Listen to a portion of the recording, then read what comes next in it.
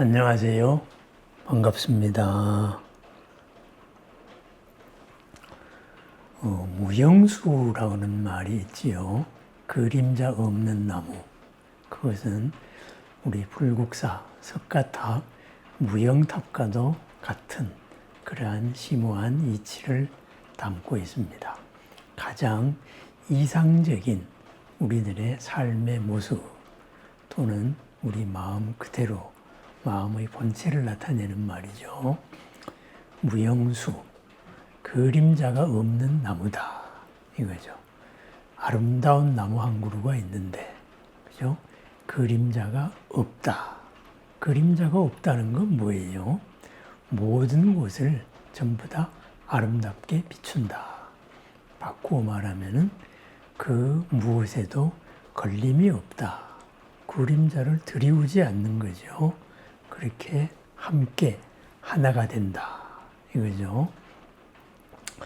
한 그루 그림자 없는 나무를 불 속에 옮겨 심었더니 따뜻한 봄비를 기다리지 않고도 붉은 꽃이 활짝 피었구나.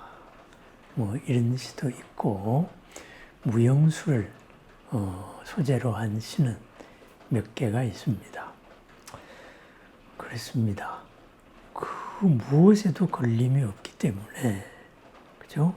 불 속에서도 꽃을 필 수가 있는 거지요. 그죠? 불이 뭐예요? 온갖 번뇌지요. 온갖 복잡한 상황들, 남들이 어렵다고 말하는 것, 바로 지옥이죠.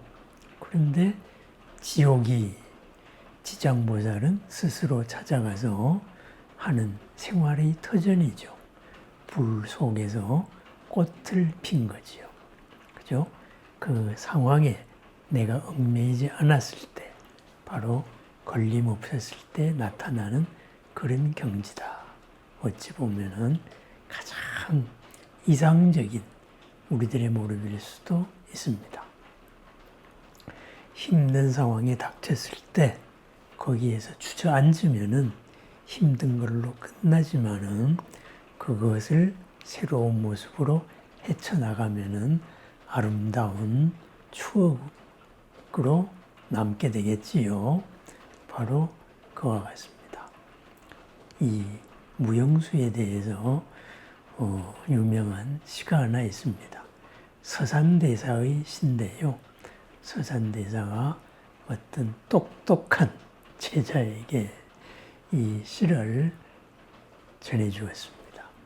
공부를 많이 해서 학식이 매우 높았는데, 그래서 서산대사에게 배우러 왔는데, 서산대사는 첫 번째 승과시험에서 장원급제를 했던 분이죠. 그랬는데 가르쳐주지 않더라. 그래서 나 그냥 돌아갈랍니다 하니까는 조그만 책에다가, 바로 몰래 보던 책에다가 이거 갖고 가라 해서 그 책을 열어보니까 그냥 시 한 수가 있었던 거예요. 무영수에 대한 시입니다. 장래 무영수, 그림자 없는 나무를 베어와야 소진 해중구. 바다에 있는 수많은 물거품들 모두 녹여 없앨 수 있으리라. 가소 기우자, 가히 우습구나. 소 타고 있는 자여. 기우 갱묘구. 소를 타고 있으면서 소를 찾고 있구나. 바로 이 시를 전해줬습니다. 그래서 이제 소요 태능이죠.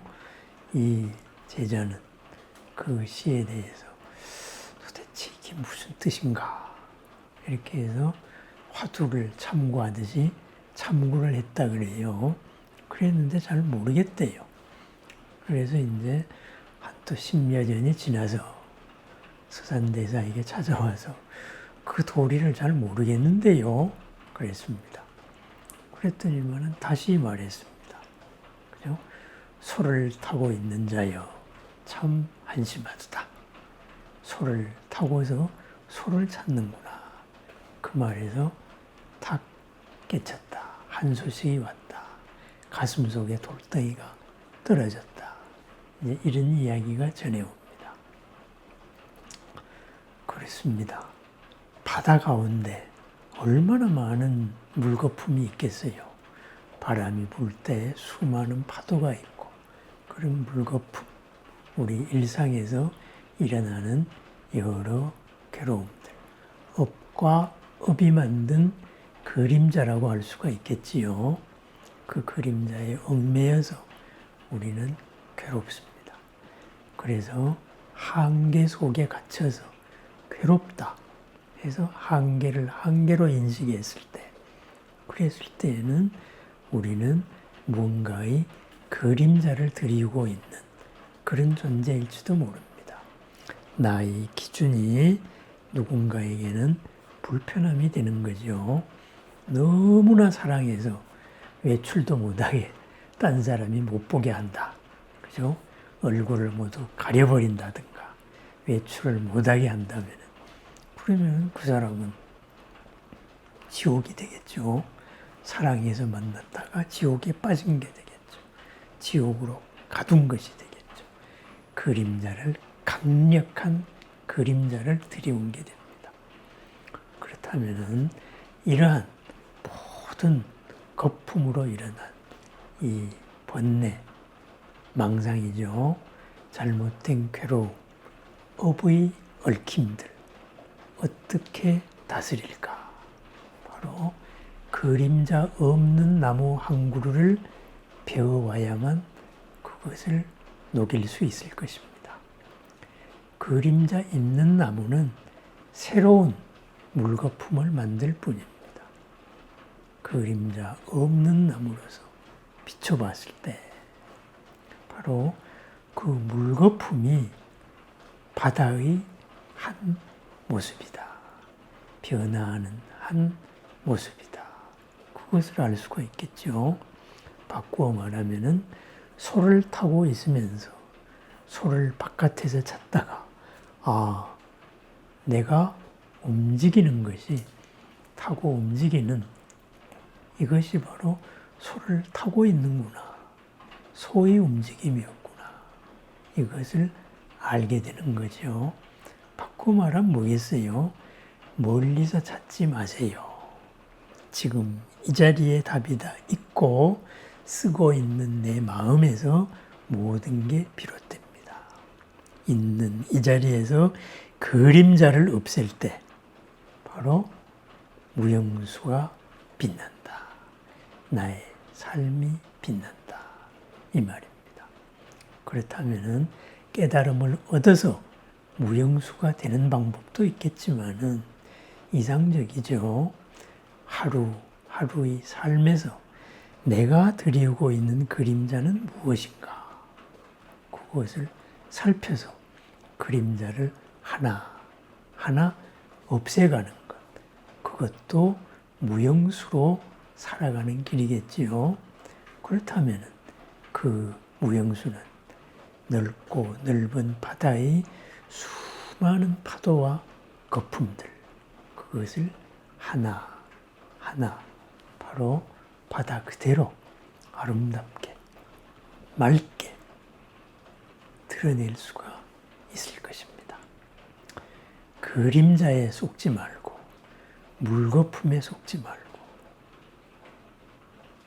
그림자를 들이우지 않고, 물거품이 물이었음을, 물의 새로운 모습이었음을, 그것을 알고 새로움을 드러내는 길, 바로 그림자 없는 나무가 되어 가는 과정이고, 또 모든 물거품이 물거품으로서 사라진, 물거품이면서 물거품이 아닌 그런 빛나는 삶이 될 것입니다.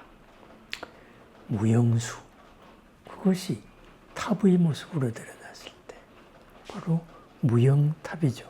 그림자 없는 탑. 그래서 그림자 없는 탑에는 뭐가 있어요? 무구정광 되다라니를 모셨죠. 그죠? 티끌 하나 없는 맑은 빛의 말씀. 그랬습니다. 내 말이 누구에게 그림자를 드리고 있는가? 내 마음의 그림자를 드리고 있는가? 한번 살펴볼 일입니다. 무영수로서 무영탑으로 살아가는 하루를 축원합니다. 그림자 없는 나무로, 그림자 없는 아름다운 탑으로 하늘을 찌르는 아름다운 탑으로 삼계의 중심으로 살아가는 무영수의 아름다운 삶을 축원합니다. 감사합니다.